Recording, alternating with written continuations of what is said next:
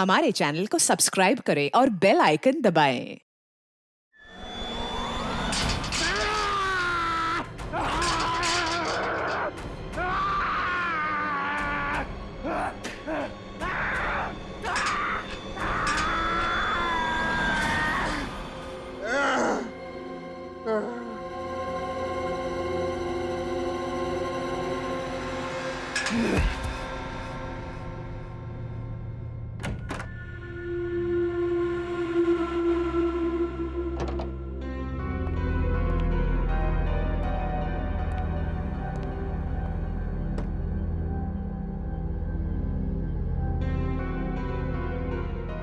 Happy anniversary प्रीति।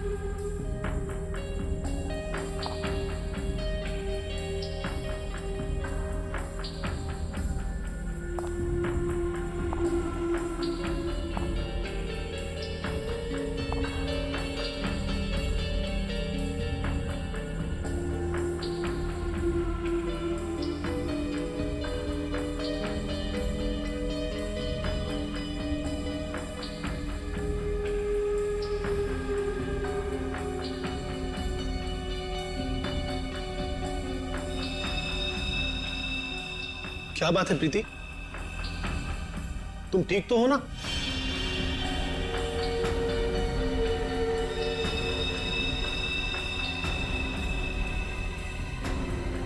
तुम कुछ बोलती क्यों नहीं?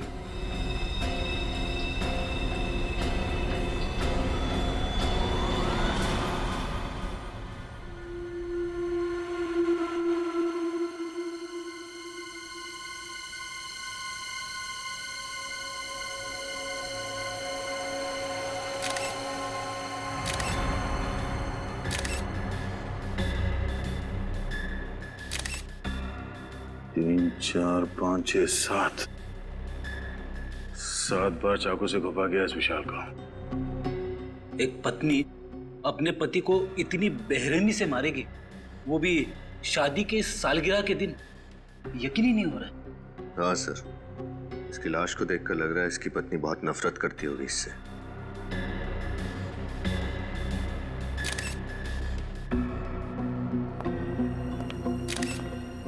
आप लोग कौन है विशाल के?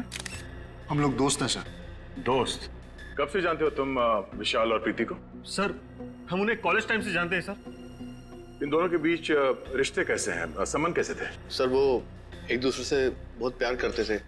आज तक कभी उन्होंने एक दूसरे से ऊंची आवाज में भी बात नहीं की थी।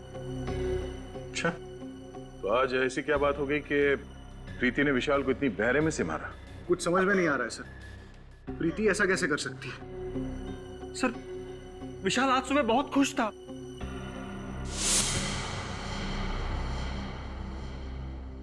हैप्पी एनिवर्सरी प्रीति। मैं दुनिया का सबसे खुश नसीब पति हूं जो मुझे तुम्हारे जैसी बीवी मिली। काश आने वाले हर जन्म में तुम मेरी ही बनकर रहो। क्या बात है, बीवी की फोटो के साथ इतनी रोमांटिक बातें हो रही है। अबे साथ में होती होगी तो ये जनाब तो शायर बन जाते होंगे। यार ये तो बहुत गलत बात है, दरवाजा खटखटा के आना चाहिए था ना। अच्छा, तुम लोगों ने मेरी सारी बातें सुन ली। अरे सुन ली तो क्या हुआ, तू हमारे कॉलेज का दोस्त है यार, लंगोटिया यार। और प्रीति को इम्प्रेस करने के तरीके हम ही से तो पूछता था। भूल गया? कैसे भूल सकता हूँ यार, मेरे घोड़ी चढ़ने का श्रेय तुम लोगों को ही तो जाता है। वो बात तो है, और इसीलिए आज हमें पार्टी चाहिए। हाँ पार्टी। हाँ, तेरी वेडिंग एनिवर्सरी की पार्टी यार। यार प्रीति से पूछना पड़ेगा। क्या बात कर रहा है यार, उसे पूछने की क्या जरूरत है? अरे सरप्राइज दे देते उसको, वो खुश हो जाएगी। आइडिया तो अच्छा है, ठीक कह रहा है तू। मैं भी कुछ ऐसा ही सोच रहा था। है ना? तो आज रात 10 बजे पार्टी पक्की। Done done done done done. और फिर जब हम अंदर घुसे तो हमने देखा विशाल जमीन पे पड़ा हुआ था और प्रीति उसके पास बेहोश थी। और हाँ, प्रीति के हाथ में एक चाकू था, खून से सना हुआ।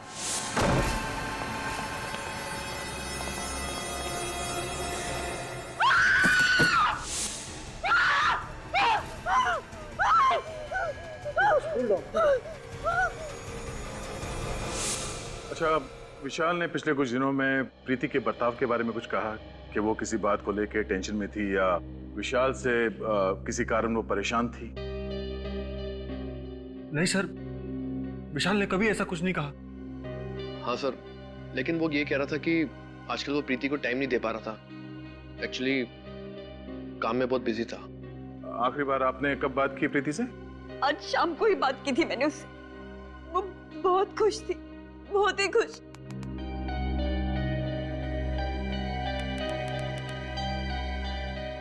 सर, प्रीति, प्रीति, प्रीति, क्या हुआ था यहाँ पे? प्रीति, तुम ठीक हो? हमारी आवाज सुनाई दे रही है तुम्हें? सर लगता है सदमे में है। सर, कहीं ये एक्टिंग तो नहीं कर रही है सदमा लगने की? श्रेया, काम करो, इसे ब्यूरो लेके चलो। विनीत, आसपास लोगों से पता करो कि प्रीति और विशाल के बीच में संबंध कैसे थे। अफेड़ी, इनके दोस्तों का नाम और एड्रेस ले लो और इनसे बोलना कि जब तक ये केस सॉल्व नहीं हो जाता कोई भी शहर छोड़ के बाहर नहीं जाएगा। सर, ये प्रीति तो कुछ बोलने को तैयार ही नहीं। लगता है अपने पति की मौत का गहरा सदमा लगा उसे। सदमा कैसा सर? इसने अपने ही हाथों से अपने पति विशाल का खून किया है। हाँ, सचिन, पर कुछ तो है जो इसे बाकी के खूनियों से अलग करता है। विशाल के खून के बाद इसने भागने की कोशिश नहीं की और ना ही कोई बहाना बनाया। विशाल की मौत के बाद से लेके अब तक इसकी जुबान से एक शब्द तक नहीं निकला। पानी का एक घूंट तक नहीं पिया इसने। पता नहीं इसके दिमाग में क्या चल रहा है। क्या बात है भाई, बड़ी टेंशन में तुम लोग? टेंशन की बात है सर। क्यों टेंशन क्या है? ये केस तो बड़ा आसान था यार। खूनी अपने आप पकड़ा गया, भाग दौड़ करने की जरूरत ही नहीं पड़ी तुमको। सर, जब तक खूनी अपना गुनाह मान न ले हम चैन की सांस नहीं ले सकते। और ये प्रीति, ये तो कुछ बोलने को तैयार नहीं है। बहरहाल भाई, प्रीति कुछ बोले या ना बोले, लेकिन मैं आप लोगों को एक बात बोलता हूँ। प्रीति के दिल में अपने हस्बैंड के लिए सख्त नफरत थी। नफरत? पर सर, इनके दोस्तों ने तो कहा कि ये लोग एक दूसरे से बहुत प्यार करते थे। लव मैरिज थी इनकी। लव मैरिज थी या अरेंज मैरिज थी मुझे नहीं मालूम, लेकिन विशाल के शरीर पर जो चाकुओं के घाव हैं, उससे साफ पता लगता है कि प्रीति के दिल में विशाल के लिए सख्त नफरत थी। जगह जगह पर चाकू से वार किए गए। मुझे तो लगता है कि विशाल के मर जाने के बाद भी प्रीति उसे चाकू मारती रही। इतनी नफरत? प्रीति, तुमने विशाल का खून क्यों किया? हाँ? क्या वो तुम्हें मारता पीटता था, दहेज के लिए परेशान करता था, या किसी और से प्यार करता था? बताओ प्रीति, तुम्हें जवाब देना होगा। ऐसी क्या बात थी जिसकी वजह से तुम उससे इतना नफरत करती थी? नफरत नहीं, प्यार करती थी मैं विशाल से, और अब भी करती हूँ। विशाल की मौत के बाद जो खोया वो आप लोग नहीं समझो। और वैसे भी विशाल के जाने के बाद मेरी जिंदगी का कोई मतलब नहीं। अगर तुम इतना प्यार करते थे विशाल से तो फिर उसे मारा क्यों? क्या फायदा? वैसे भी आप लोग सीआईडी वाले मेरी बात का कहाँ विश्वास करेंगे? विश्वास करना है या नहीं वो हम पे छोड़ दो। पहले बताओ कि तुमने विशाल को क्यों मारा? मुझे नहीं पता उस दिन क्या हुआ। मुझे विशाल पर बहुत गुस्सा आया और मैंने बिना सोचे समझे उसे मार डाला। कोई किसी को बेवजह 7-7 बार चाकू नहीं मारता प्रीति। मैंने कहा था आप लोग मेरी बात का भरोसा नहीं करेंगे, और वैसे भी मुझे कुछ नहीं कहना। चढ़ा दीजिए मुझे फांसी पर, मुझे नहीं जीना। चढ़ा दीजिए मुझे फांसी पर, मैं विशाल के बिना नहीं जी सकती। दया, मुझे लगता है इस लड़की के साथ कुछ प्रॉब्लम है। कैसी प्रॉब्लम सर? यार वो तो समझ में नहीं आ रहा है, लेकिन मुझे लगता है कत्ल करते वक्त इस लड़की का दिमाग इसके काबू में नहीं था। सर कत्ल करते वक्त तो किसी भी खूनी का दिमाग काबू में नहीं रहता। मुझे तो लगता है ये लड़की झूठ बोल रही है।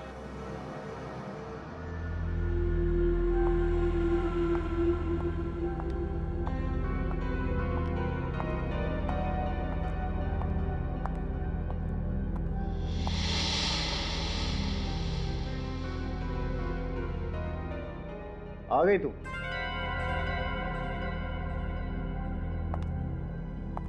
फोन भी नहीं उठा रही। मुक्ता कहां रह गई थी तू? कब से इंतजार कर रहा हूं। क्या हुआ? सब ठीक तो है ना? ओ, समझ गया। लगता है इस बार तुमने फिर से क्रेडिट कार्ड की लिमिट एक्सीड कर दी है ना? डोंट वरी, मैं कमाता किसके लिए हूं यार? तुम्हारे लिए। अभी बहुत लेट हो रहे हैं, चलते हैं, ठीक है?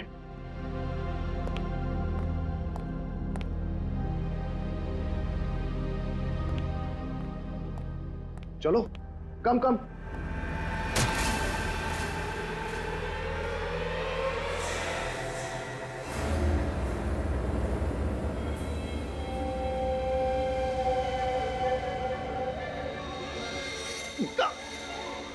ये क्या किया तुमने? क्या कर रही हो ये?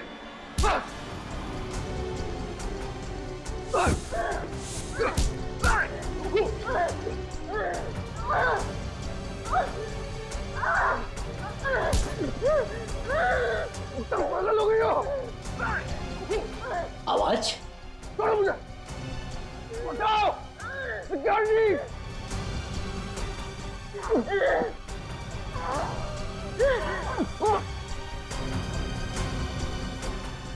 छोड़ो, क्या कर रही हो? मैं क्या कर रही हूँ? अरे छोड़िए, आप क्या कर रही हैं? अरे छोड़िए मैडम। ठीक तो है ना सर?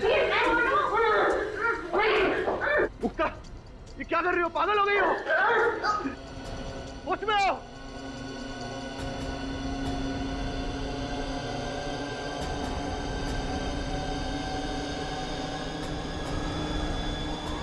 मुक्ता!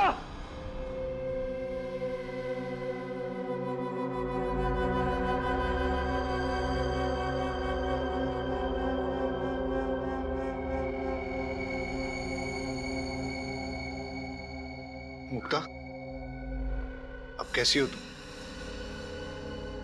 मुझे माफ कर दो चेतन। पता नहीं मुझे क्या हो गया था जो मैंने तुम्हारे साथ ऐसा बर्ताव किया। इतनी चोट पहुंचाई है मैंने तुम्हें। अरे कोई चोट नहीं आई मुझे। देखो देखो, एकदम हट्टा कट्टा हूं मैं। हाँ, लेकिन मुक्ता आपने ऐसा किया क्यों? आपको ऐसे अचानक गुस्सा आने की वजह? मैं तो खुद हैरान हूँ, मुझे कभी गुस्सा आता ही नहीं है सर। और फिर बेवजह इतना ज्यादा गुस्सा कैसे आ गया मुझे कुछ समझ में नहीं आ रहा। मुक्ता ठीक कह रही है सर।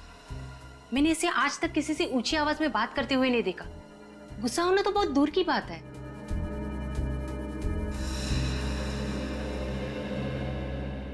तो आप दोनों का कहना है कि आप लोगों ने अपने अपने पतियों पे इसलिए हमला किया क्योंकि आप लोगों को अचानक उन दोनों पे बहुत तेज गुस्सा आने लगा।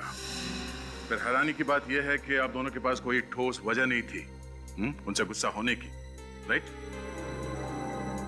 जी हाँ सर। पता नहीं मुझे क्या हो गया था। वो तो शुक्र है भगवान का कि चेतन को कुछ हुआ नहीं, वरना मैं अपने ही हाथों अपने आप को विधवा कर लेती। 2 दिनों के अंदर ऐसे 2 हादसे होना कोई इत्तेफाक तो नहीं हो सकता। जरूर कोई बड़ा कारण है इसके पीछे जो इस वक्त हमें दिख नहीं रहा। और इस बात के तह तक पहुंचने के लिए हमारा ये जानना बहुत जरूरी है कि उस दिन आप लोगों ने क्या क्या किया था? सर, उस दिन विशाल ने मुझे सुबह उठाया, मेरे लिए ब्रेकफास्ट बनाया, मुझे बहुत पैम्पर कर रहे थे क्योंकि हमारी एनिवर्सरी थी उस दिन। फिर उनके ऑफिस जाने के बाद मैं तैयार होकर बाजार गई। वहां मैंने विशाल के लिए एनिवर्सरी गिफ्ट खरीदा। उन्हें म्यूजिक बहुत पसंद था, इसलिए मैं उनके लिए स्पीकर्स लेकर आई और फिर मैं घर चली आई। अच्छा ये बताइए, उस दिन आपने बाहर कुछ खाया था? नहीं, मैंने लंच घर पर ही किया था। उसके बाद क्या हुआ? उस दिन जब मैं घर वापस आई तो दरवाजे पर एक गिफ्ट पार्सल पड़ा था और उसमें लाल रंग के जूते थे जिस पर विशाल ने एक नोट लिखा था, हैप्पी एनिवर्सरी। उसके बाद मैं विशाल के घर आने का इंतजार करने लगी।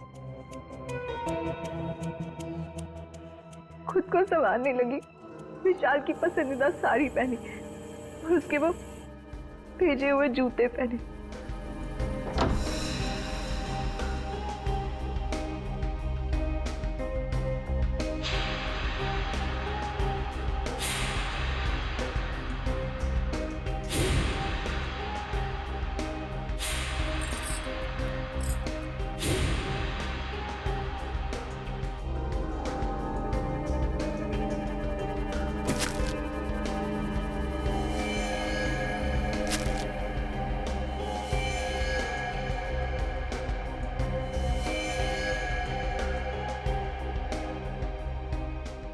और जब वो घर लौटे तो मैं और मुक्ता जी, आपने क्या किया था उस दिन? सुबह होते ही मैं और चेतन घर से निकल पड़े। वो अपने ऑफिस चले गए और मैं अपने बैंक का काम खत्म करके मार्केट में ही घूमने लगी। फिर मैं एक जूते की दुकान में गई। ये बिल्कुल नया स्टॉक है मैम, आपको जरूर पसंद आएगा। ये है तो बहुत प्यारे, लेकिन क्या आपके पास इनमें लाल कलर है? नहीं मुक्ता जी, लाल कलर के जूते आउट ऑफ स्टॉक है। भाई साहब, मैं पार्टीज में ना सिर्फ लाल कलर पहनती हूँ, मंगा दीजिए ना। अरे क्यों नहीं मुक्ता जी, आपके लिए क्यों नहीं मंगवाऊंगा। मुझे शाम तक का वक्त दीजिए, मैं लाल कलर का जूता आपके घर पे भिजवा दूंगा। ठीक है, लेकिन 4 बजे तक भिजवा दीजिएगा। ओके? वही जूते पहन के मैं चेतन के ऑफिस गई और फिर ऑफिस। अच्छा ये बताइए कि आपने बाहर कुछ खाया पिया था क्या? जी हाँ, मैंने और चेतन ने लंच बाहर ही किया था। पूर्वी, इन दोनों को अंदर ले जाओ। आई।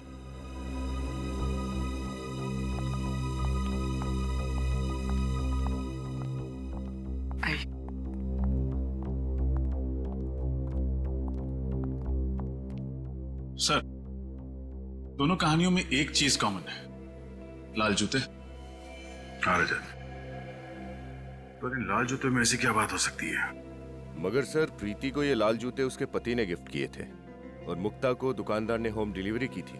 हाँ विनीत, मगर ये लाल जूते ही है जो इन दोनों कहानियों को आपस में जोड़ती है।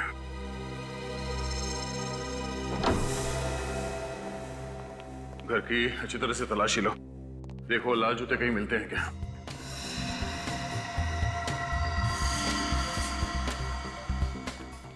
निखिल तुम अंदर चेक करो, मैं यहां देखता हूं।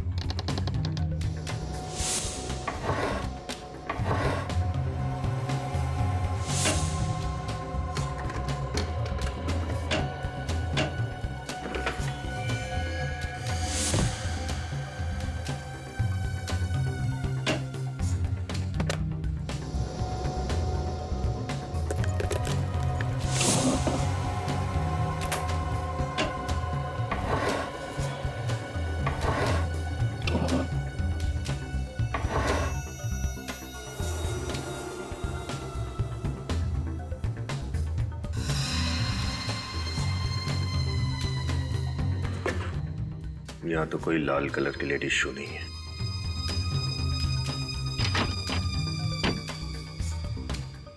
सर जूते अंदर नहीं है। यहां भी नहीं। चेतन, जूते कहाँ हैं? यहीं कहीं होने चाहिए सर। यहीं कहीं होने चाहिए तो हैं कहाँ? आप रेडी? नहीं सर, यहाँ पे तो नहीं है। सर, बेडरूम में भी जूते नहीं मिले। सर यहाँ भी नहीं मिले।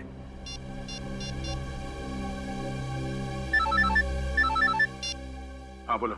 हमने मुक्ता के घर को अच्छी तरह छान लिया, जूते नहीं मिले। इसका मतलब साफ है कि गड़बड़ उन जूतों में ही है, इसलिए हमारे पहुंचने से पहले खूनी ने वो जूते गायब कर दिए। ये लाल जूते गए तो कहाँ गए? सर, ये केतु है। मुक्ता जी के घर यही गया था जूते देने। सर मुझे कुछ नहीं मालूम सर, मैं तो सिर्फ जूते देकर वापस आ गया था सर। थोड़ा याद करके बता, जब तुम मुक्ता को उसके जूते देने जा रहे थे तो रास्ते में कुछ हुआ? शायद तुमने थोड़ी देर के लिए जूतों को लवारिस छोड़ दिया हो, या फिर किसी ने उन्हें बदल दिया, कुछ अलग, कुछ अजीब, कुछ भी।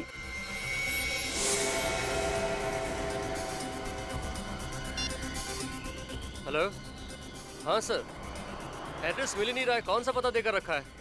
मिल ही नहीं रहा है। अरे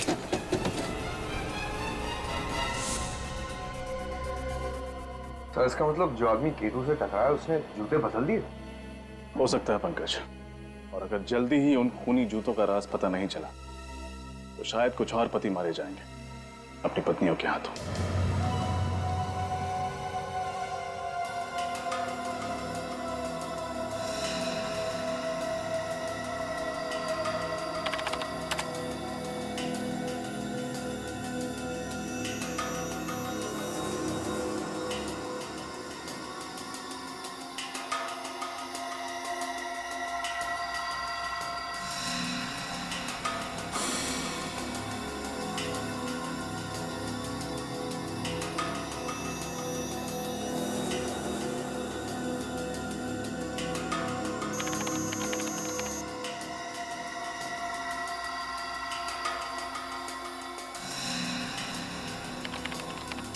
आप लोग आप उठ सकते हैं।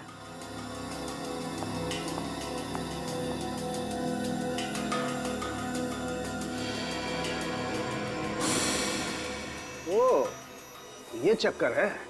क्या चक्कर है डॉक्टर साहब? अभिजीत, मुझे खूनी का पता लग गया है। कौन है सर? जूते। जूते? वही लाल जूते जो इन दोनों लड़कियों ने पहने हुए थे। डॉक्टर साहब, ये कैसे हो सकता है? रजत, उन जूतों में ऐसा कुछ खास था जिसकी वजह से जो भी उन जूतों को पहनता शायद खून करने लगता। मतलब सर, उन जूतों को अगर मैं पहनती तो मैं भी खून कर देती? शायद, चांसेस हैं। क्या बात कर रहे हैं डॉक्टर साहब? ऐसा क्या है उन जूतों में कि उन्हें पहन के एक आदमी खूनी बन जाएगा? मैं बताता हूं। हाँ, ये देखो, इन दोनों के पैरों पर ये छोटा सा इंजेक्शन का निशान। इसका मतलब ये है कि इंजेक्शन के जरिए कोई ऐसा केमिकल इनके शरीर के अंदर गया है जिसकी वजह से इन लोगों ने ऐसा वायलेंट रिएक्ट किया है। और ये इंजेक्शन इन्हें तब लगा जब इन दोनों ने वो लाल जूते पहने थे। अगर जूतों में इंजेक्शन था तो हमें महसूस क्यों नहीं हुआ? मतलब हमें चुभता ना, हमें दर्द तो होता। अभिजीत, शायद इंजेक्शन के साथ साथ उसमें एनेस्थीसिया भी था जिसकी वजह से इन दोनों के पैर सुन्न हो गए और इन्हें पता नहीं चला। तो बहुत बड़ी प्लानिंग की खूनी ने। लेकिन डॉक्टर साहब, ये इंजेक्शन था किस चीज का? हॉलीवुड क्रेडॉक। व्हाट? हॉलीवुड क्रेडॉक? हाँ सर। Oh my God. क्यों? ऐसा क्या है इस केमिकल में? ये एक ऐसा केमिकल है अभिजीत जो अगर इंसान के शरीर में चला जाए तो उसका ब्लड प्रेशर बहुत हाई हो जाता है, उसके दिमाग में तूफान मचने लगता है, उसे इतना ज्यादा गुस्सा आने लगता है कि वो अपने होश में नहीं रहता, बहुत ही हिंसात्मक, वायलेंट हो जाता है, और ऐसी हालत में वो किसी का खून भी कर सकता है। मतलब सर बहुत ही खतरनाक केमिकल है। हाँ मिनी, इसीलिए इस केमिकल पर बैन है। कई देशों में तो इस केमिकल को जानवरों पर इस्तेमाल किया जाता है, ये पता लगाने के लिए कि आखिर वो जानवर कितना वायलेंट हो सकते हैं। डॉक्टर साहब, ये बॉडी में जाने के बाद इस केमिकल को कितना टाइम लगता है असर दिखाने में? ज्यादा से ज्यादा 10 मिनट। 10 मिनट? लाल जूते और उसमें ये केमिकल वाले इंजेक्शन। सर एक बात तो तय है, खूनी ने प्रीति और मुक्ता के बारे में अच्छे से रिसर्च की थी। वो जानता था कि मुक्ता का पसंदीदा जूतों का ब्रांड कौन सा है, इतना ही नहीं रजत, खूनी को अच्छी तरह से मालूम था कि कौन सा वक्त सही है उन दोनों के लिए, अपने पति विशाल और चेतन को मारने के लिए। हाँ सर, अगर ये खून करने की कोशिश इन लोगों ने उस वक्त की होती जब वहां लोग मौजूद थे, तब शायद इनका प्लान फेल हो जाता। बिल्कुल हो जाता कि वहां पे मौजूद लोग विशाल को बचा लेते। असली खूनी को अच्छी तरह से पता था कौन से वक्त पे इस जुर्म को अंजाम देना चाहिए। सर, ये प्रीति और विशाल का घर में अकेला होना तो समझ में आता है, लेकिन मुक्ता तो चेतन के ऑफिस में गई थी ना, तो उसे कैसे पता चला कि चेतन ऑफिस में किस वक्त अकेला रहने वाला है? इस मुक्ता से पूछ लेते हैं। सर, कुछ पता चला ये सब कौन कर रहा था? अभी तक तो नहीं, पर आप लोग चिंता मत कीजिए, बहुत जल्दी असली गुनहगार हमारे सामने होगा। मुक्ता जी, एक बात बताइए, आप ठीक उसी वक्त कैसे पहुंची चेतन के ऑफिस में जब वो बिल्कुल अकेला था? सर, मैं तो 4 बजे जाने वाली थी, लेकिन इनका फोन आया था कि मैं 4 बजे ना जाके 6 बजे जाऊं। ये मीटिंग में बिजी थे। मतलब चेतन ने तुम्हें खुद 2 घंटे देरी से आने के लिए कहा? क्या कह रही हो मुक्ता? मैंने तुम्हें ऐसा कोई फोन नहीं किया था। मैं तो खुद हैरत में था कि इसे आने में इतनी देर क्यों हुई। अगर आपने फोन नहीं किया तो फिर किसने किया? ये फोन कॉल आपके मोबाइल पे आया था? नहीं सर, मेरे लैंडलाइन पे आया था। सचिन, पता करो 24 तारीख दोपहर 4 बजे के आसपास इनके लैंडलाइन पे किसका फोन आया था। अच्छा, आपने कहा कि लाल जूतों को पहनने के बाद आपको अचानक गुस्सा आया। ये लाल जूते की डिलीवरी कब हुई थी आपके पास? सर, जूते की डिलीवरी उसके दिए हुए टाइम से बहुत लेट हो गई थी। मैं गाड़ी में बैठ के ऑफिस के लिए निकल ही रही थी, तब जूते वाला आया था। और वो जूता पहना कब आपने? इनके ऑफिस के नीचे सर, जूते चेंज करके ही मैं ऊपर गई थी। लेकिन सर, अगर खूनी चाहता था कि मुक्ता नए जूते पहनकर ऑफिस जाए, तो वो आखिरी मिनट तक इंतजार क्यों करता? मतलब ये भी तो हो सकता था कि मुक्ता नए जूतों को गाड़ी में ही रहने देती और पुराने जूतों में ही चेतन से मिलने चली जाती। हो सकता रजत, पर उस दिन ये दोनों पार्टी में जाने वाले थे, तो शायद मुक्ता कार में जूते पहन लेती, और खूनी के पास अच्छा मौका भी था चेतन को मारने का, है ना, क्योंकि ये दोनों अकेले थे। पता नहीं हम दोस्तों के पीछे कौन हाथ धो के पड़ गया। हमने तो किसी का कुछ भी नहीं बिगाड़ा। चेतन दिमाग पर जरा जोर डाली, कोई पुराना किस्सा याद आता है, कोई पुरानी दुश्मनी, छोटी ही सही, कोई भी ना। आप लोगों को किसी पे शक नहीं है? नहीं सर। सर, ये जुर्म तो एक उलझी हुई पहले की तरह होता जा रहा है। अगर इनका कोई दुश्मनी नहीं था, फिर कौन ऐसा होगा जो इतनी गहरी साजिश रचेगा इन दोनों को मारने के लिए? ये सब कुछ एक सोचा समझा हुआ प्लान है। खूनी ने ऐसा वापरा जैसे शतरंज के खिलाड़ी घोड़ों और ऊंट को वापरता है। हाँ सर, खूनी ने ये सब उन जूतों के जरिए किया है, उनमें इंजेक्शन फिट करके। इसका मतलब है वो जूते ऑर्डर दे के बनवाए गए थे, तभी तो सोल के नीचे इंजेक्शन रखने का जगह बना पाया वो। सर, फिर तो खूनी लेदर मार्केट भी गया होगा चमड़ा खरीदने। बिल्कुल गया होगा। उन सारी दुकानों में जाके पता करो जहाँ पे ये जूते बनते हैं या फिर उन्हें बनाने के सामान बेचे जाते हैं। सर, उस नंबर का पता चल गया है सर। वो फोन चेतन ने नहीं बल्कि किसी अरुण कुमार ने किया था। अरुण कुमार? मुक्ता, आप किसी अरुण कुमार को जानती हैं? अरुण कुमार? नहीं सर, मैंने तो ऐसे किसी आदमी का नाम भी नहीं सुना। प्रीति, तुम? मैं किसी अरुण को नहीं जानती। शायद विशाल जानता हो। अगर विशाल जानते किसी को तो मुझे जरूर बताते। हाँ, अरुण कुमार, शायद एक अरुण था तो सही हमारे कॉलेज में, है ना? अरे नहीं, वो तो अरुण यशोधन था, अरुण कुमार नहीं। आप सब में से कोई भी अरुण कुमार को नहीं जानता, मगर वो आप सबको अच्छी तरह से जानता है। विशाल को क्यों मारा तुमने? मारा मतलब सर? विशाल? कौन विशाल सर? ये विशाल। अब कुछ याद आया? नहीं सर, इस आदमी को तो मैं पहली बार देख रहा हूँ। अच्छा,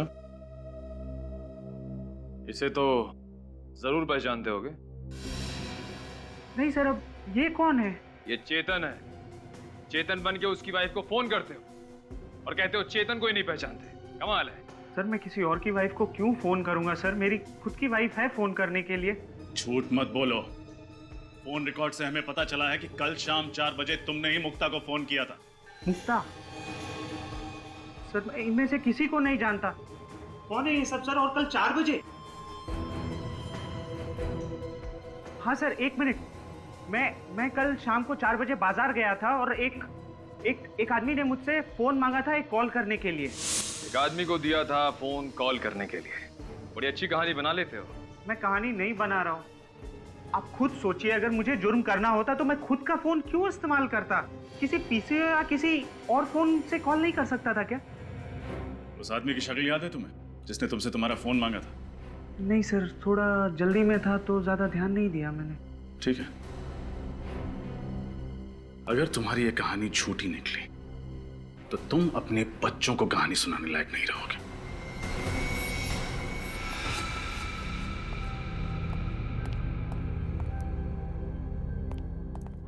क्या हुआ पीयूष?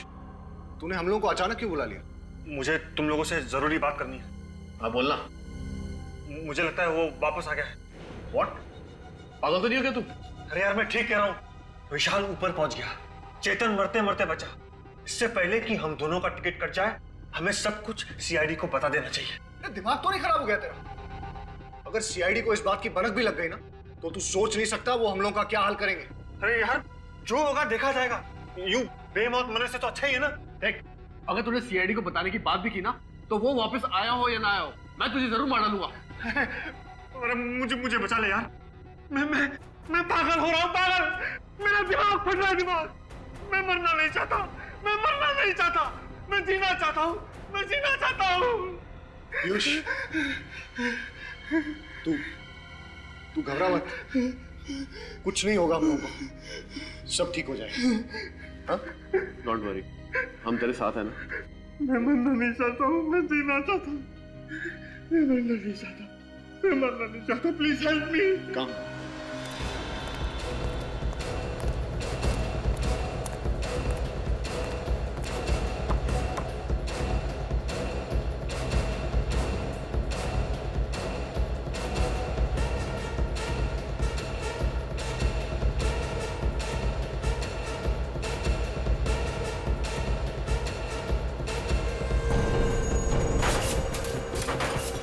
पिछले कुछ दिनों में आपके यहाँ कोई आदमी लाल रंग का चमड़ा खरीदने आया था लड़कियों के जूते बनवाने के लिए? ऐसा तो यहाँ कोई नहीं आया सर। सर आया था, मैनेजर साहब से मिला था। काफी कम लेदर चाहिए था उसे, वो भी लाल रंग का ही चाहिए था साहब। कौन था वो? चेहरा याद है उसका? मुझे तो नहीं साहब, मैनेजर साहब को याद होगा। ये मैनेजर कहाँ? बुलाओ जरा उसे। मैनेजर साहब छुट्टी पे गए हैं। छुट्टी पे गया? फोन लगाओ उसे, बोलो सीआईडी ने ब्यूरो में बुलाया स्केच बनवाने के लिए।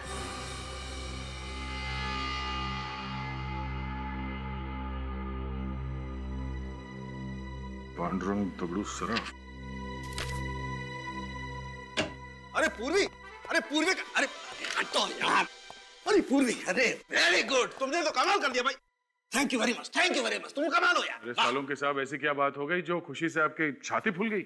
यार तुम्हें पता नहीं, वो पूर्वी ने मुझे सलाह दी थी ना वो लेटर लिखने की। अरे भाई, मैंने अपनी गर्लफ्रेंड को एक अच्छा सा लेटर लिखा, फूलों का गुलदस्ता भिजवाया और बस उसको गुस्सा तो गायब। क्या बात सर, ये तो बहुत ही अच्छी बात है। मुबारक हो सर। अरे भाई रहने दो, अपनी मुबारकबाद आप अपने पास रखिए, पहले भी झेल चुका हूँ यार मैं तुम्हें। अरे सर, गिफ्ट में कैंची दी आपने और गलती मेरी। यार ऐसे वक्त पे कैंची की याद दिलाना जरूरी है क्या यार? मैंने कहा था ना सर कि आपका लिखा हुआ खत पढ़ के वो खुश हो जाएगी। वेरी गुड पूरी, तुम कमाल हो। आइंदा से इस मामले में कोई टिप्स लेनी होगी ना बेटा, मैं सीधा तुम्हारे पास आऊंगा। यस डॉक्टर साहब, पूर्वी से क्यों, आप तो ये तारिका से भी ले सकते हैं और उसके लिए आपको यहाँ ब्यूरो में आने की जरूरत भी नहीं पड़ेगी। नहीं दया, तुम समझते नहीं हो यार, तारिका की इस मामले में जरा पसंद कमजोर है यार। डॉक्टर साहब, अभिजीत के बारे में अगर कुछ कहना है तो मेरे सामने तो प्लीज आप। अच्छा, बुरा लगा ना, बुरा लगा, कोई बात नहीं है यार। मैं भी अपना वक्त बर्बाद नहीं करना चाहता ये डिस्कस करके यार। अरे मेरे पास टाइम नहीं है, मुझे फेशियल कराने जाना है यार। सर, फेशियल और आप? क्यों? मैं फेशियल क्यों नहीं है? नहीं, बिल्कुल सर, करना चाहिए आपको, फेशियल करना चाहिए। हाँ, और आज तो जरूर करना चाहिए यार। यू नो डेटिंग है, डिनर पे जा रहा हूँ गर्लफ्रेंड के साथ यार। बहुत अच्छी बात है सर। उम्मीद करते हैं कि जब तक आप दोनों का डिनर खत्म हो जाता है तब तक हम लोग ये केस सॉल्व कर देंगे। यस यस ऑफ कोर्स तुम केस सॉल्व करो, मैं डिनर सॉल्व करता हूँ। बाय पूर्वी, बाय। सर डॉक्टर साड़ुंकी भी कमाल के, उम्र 55 की, दिल बचपन का। अरे उनके सामने मत बोल देना, जीना हराम कर देंगे तुम्हारा। सर स्केच तैयार हो गया। गुड, देखे जरा। ओह, तो ये है वो चैंपियन। अब इस चैंपियन का अच्छा वक्त शुरू होगा।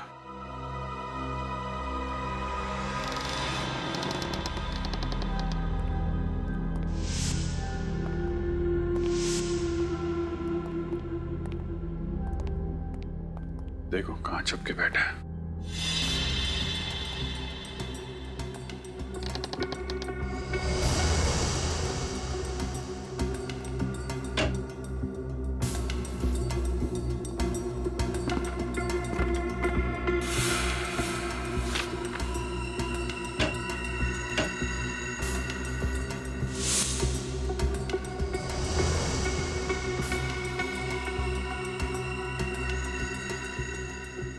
ये किसकी फोटो है?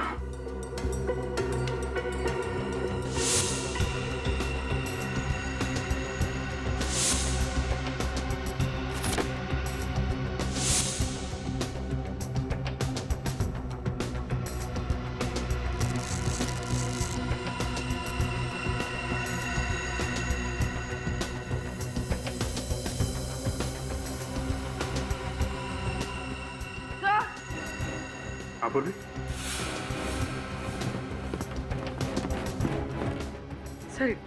सर यहाँ पर ये नीडल्स और सिरिंजेस मिली है। सर ये वो केमिकल जो जूतों में इस्तेमाल किया गया था। और सर ये जेल जो पैरों को सुन्न करने के लिए जूतों में डाला गया था। सर यहाँ पर ये लाल जूते भी हैं और सर ये इंजेक्शन।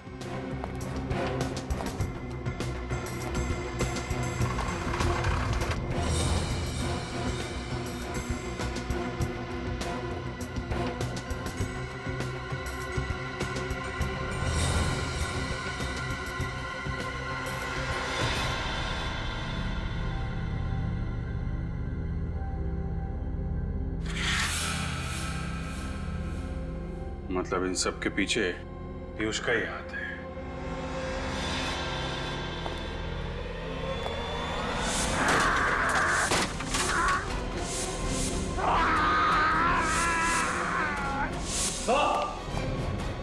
पूर्वी, सब कुछ उठा लो। विनीत,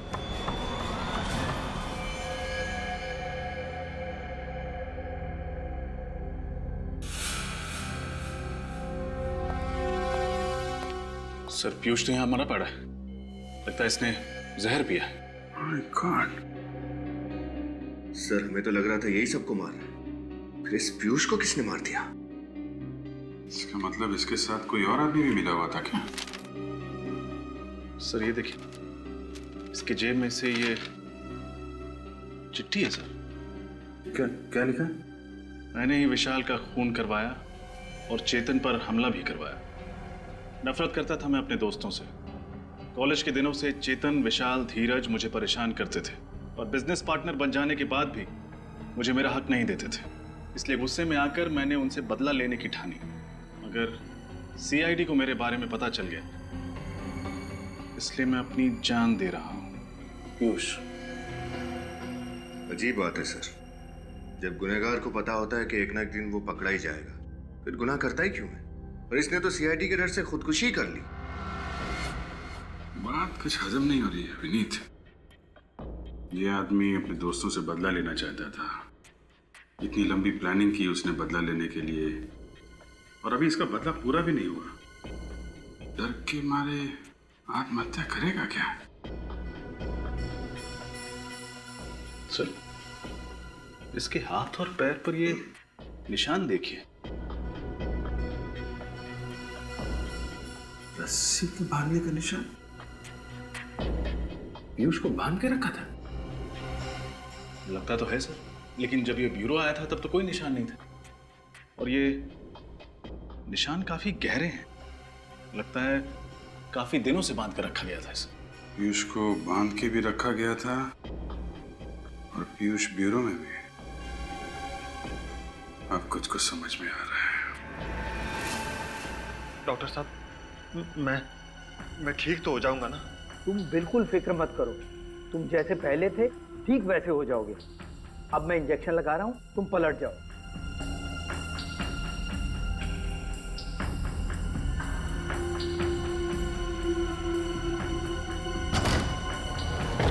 कौन हो तुम लोग? सीआईडी, पीछे हटो।